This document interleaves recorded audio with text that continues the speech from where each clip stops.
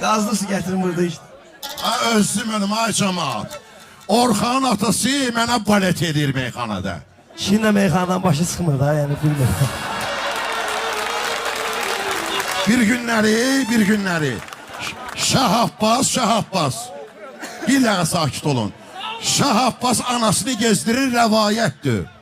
Ay cəmaat qulaq asın. Şah Abbas anasını gezdirir, 80 yaşında anasını, Loğmana rast gəlir.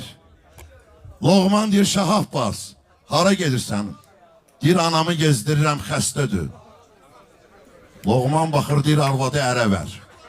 Keçir, Şah Abbas dalıcan deyir ki, ay Loğman, ərliklə görə yaşıdadı keçib. Arvad Kaleskadan deyir, kes bir köpək oğlu. Loğmandan çox biləcəksən, at ondan çox biləcəksən. Meyxana barədə hə.